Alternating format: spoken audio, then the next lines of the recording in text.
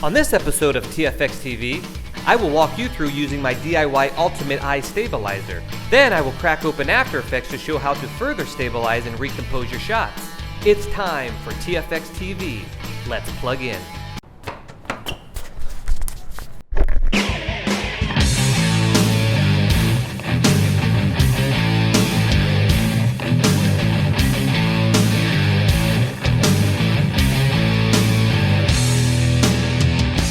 Hey everybody, this is Aaron Anderson with Tfx Tv. In this episode we're going to talk about stabilizing your iPhone footage. I was browsing the internet all over to find some kind of a holder or something, or a rig to hold my iPhone, so when I'm out filming I'm not getting all these little micro vibrations. So I come up on one that was called the Owly Bubo, but the problem with the Owly Bubo is it's only a couple centimeters longer than the actual iPhone. And the closer you are to the camera, the more micro vibrations you get. The further out your hands go, the more of a rolling movement you get, which would be ideal. So I wasn't into it, so I said, you know what, let me go over to cheesycam.com. Now, if you haven't been to cheesycam.com, I encourage you to go over there. They have tons of DIY, do-it-yourself projects.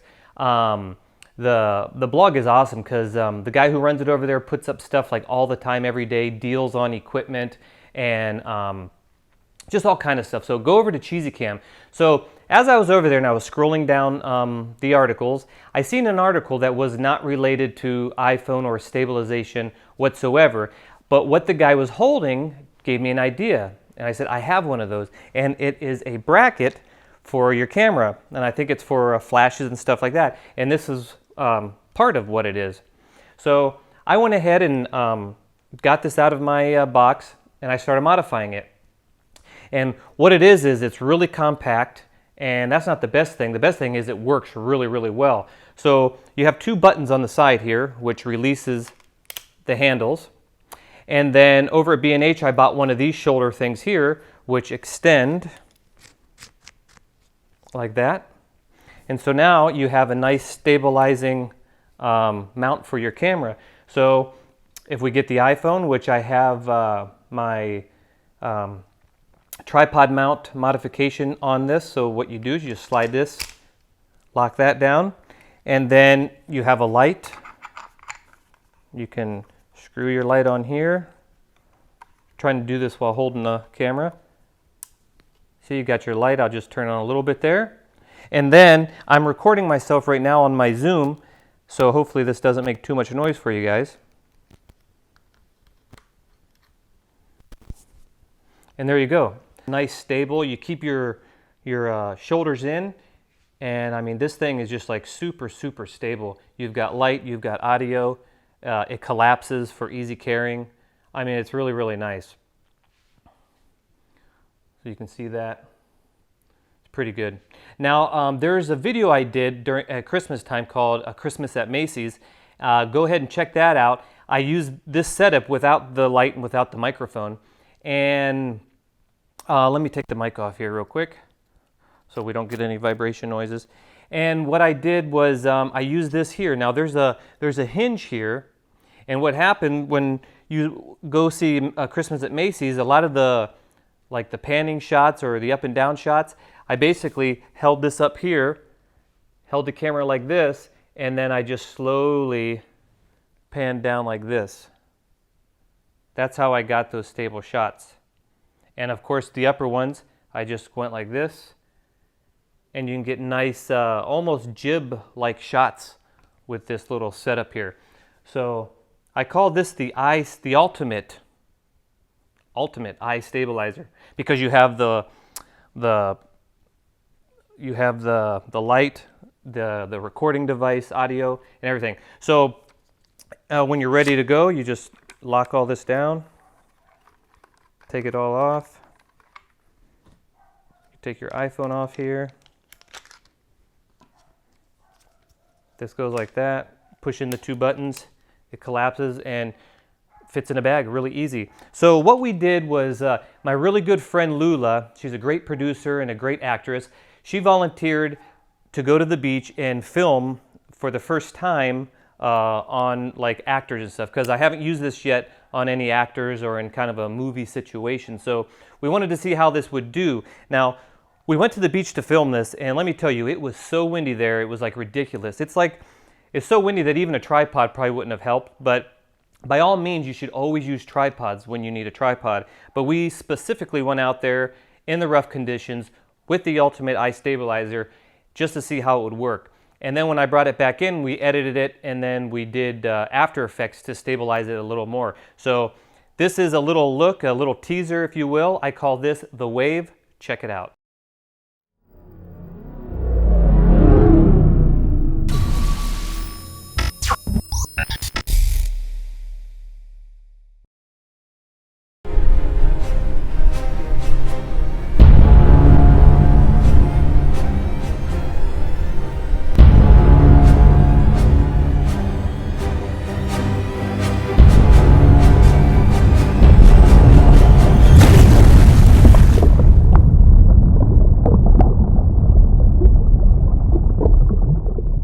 Now that little teaser was called The Wave. It was really fun to film that, and I thank you, Lula, for helping us out. Now we're going to go into After Effects and show you how to further stabilize a shot and recompose some of the shots. So let's go into After Effects and check it out. Okay, so here I am in After Effects.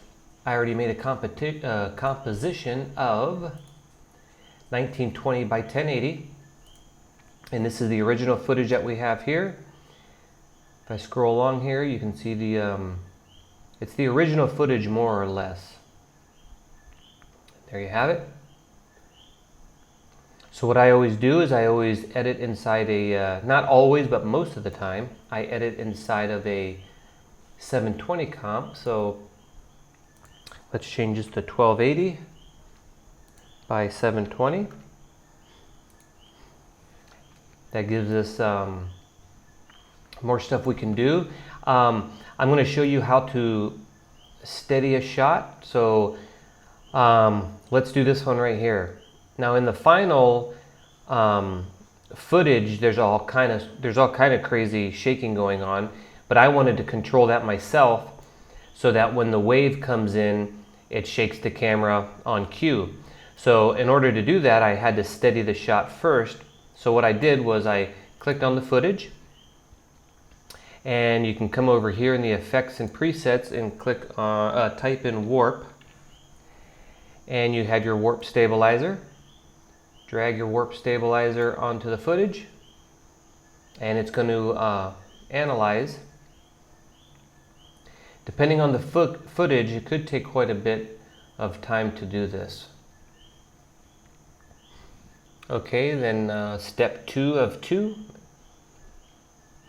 Okay, so now we have the footage that is should be stabilized, but as you can see, it is not stabilized. So what we have to do is come over here to smooth motion. Now, this shot was me standing on a hill, holding my iPhone and my stabilizer as still as I possibly could in this wind.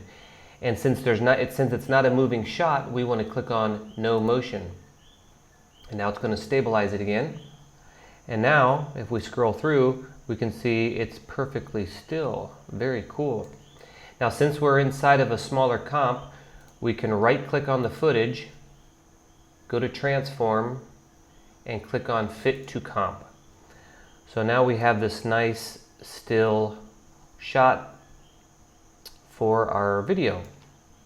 So let's go look at another situation here. Now when you're doing this warp stabilizer, when there's something in the foreground really close and something in the background, you can get some weird kind of, it looks like a rolling shutter effects. So you have to be careful. Let's say this shot here. Let's go right click, transform, fit to comp. So here's the original shot. And because I'm working in a smaller composition, when I originally filmed it, I thought it could be a little better. So what I did is I went to the end of this clip and I went ahead, see we're only at 66%, so I can scale it up quite a bit. And instead of having her here, I had room to move her over here. Focus on her eyes. So now when we, let's move this down here. So now when we scroll through, we get a better final shot here. Well, this shot here could be better, so what we could do is come down to the end of the clip, and since we already set up what the final shot will look like right about, let's say that looks good, you want to click on your footage and click on P for position and set a keyframe, and now we can go to the beginning and set up this the beginning shot where we would want it, and I think it would look good, let's say nice right there. So now what we have, if we do a RAM preview, we're going to see we got a nice starting shot and a nice finishing shot. So this is one of the reasons why I like to work inside a smaller comp, so you can do that. So you can see the footage, this is the big footage here, and you can see that we got the the angle or whatever with the composition how we wanted. So that's how I did that. Now if we play it back real quick, we'll see there's a lot of little micro vibrations here.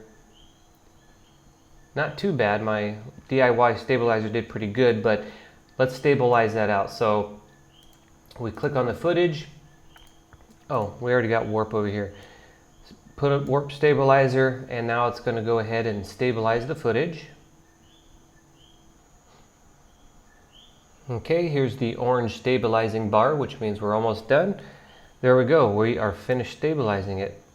Now, as you can see, it's a much stabilized shot. If we go ahead and do a RAM preview, we're going to take a look at this. Now, if you look closely, we are getting some very jello-y effect, as you can see in her face there. So now, to get rid of that jello-y effect, it's we go over here to the warp stabilizer, and because we're moving, we want to keep it a smooth motion. And most of these defaults are usually good. We want to do the subspace warp. All we would have to do really to get rid of this shot, since it is a a handheld shot anyways, we can just take this down to 10%, because I'm just wanting to get rid of the little micro vibrations out of the shot. So if we go ahead and do another RAM preview, we'll see if that helped any. You can still see a little skewing of her face there. Real-time playback, it's a lot better. There's still a little bit there, but what you can do, 5%. Okay, this is 5%. Let's play it back.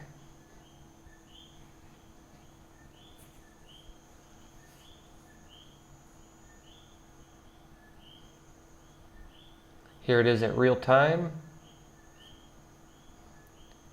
And we're getting a little bit of jello, but it's not too bad. You're still getting that jello. You can just go down to 1%, because I noticed even 1% gets rid of all the little micro vibrations that these iPhones can get while hand holding. Go ahead and play this back.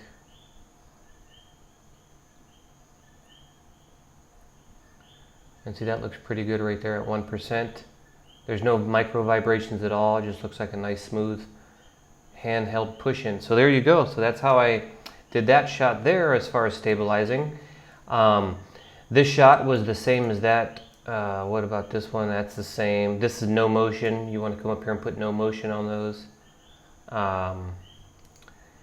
And this shot was the same. This shot here was a little, had a lot of tweaking to do. Now, since it's just a short shot, one thing you can do is if you right click, and of course let's go to transform, fit to comp, and we can click on S for scale and move this maybe here. Looks kind of cool.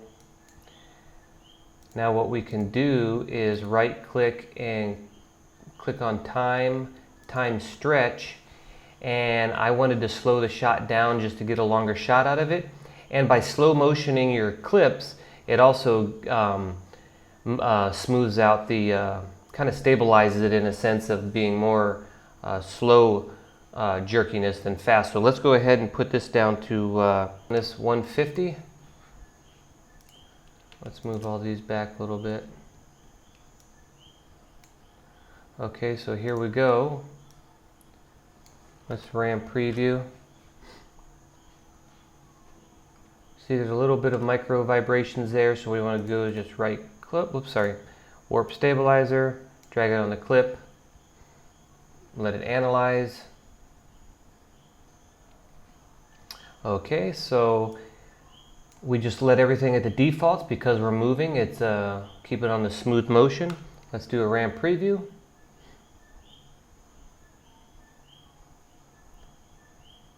See, I'm seeing a lot of jello effect there, so we might want to take that down to maybe 15%, which should get rid of most of the micro vibrations. And there you have it. Pretty smooth shot. And that's how it is. So as you can see, it's really easy with After Effects and this warp stabilizer. All I had was the iPhone and my DIY stabilizer, and this was an extreme case of trying to keep something still without a tripod and all this wind, and that's how we did the stabilization for this whole shot. Okay, so there you guys go. Now you know how to use the Ultimate Eye Stabilizer to get some great shots, and how to take that footage into After Effects and further stabilize it and recompose some of the shots. Now next week, stay tuned because I'm going to show you how you can make your own Ultimate Eye Stabilizer. It's really cheap and really easy to do, so stay tuned to that. What I'm going to show you now is the wave video without all the special effects and color grading. So hope you enjoy this. This is Aaron Anderson with TFX TV. Till next time.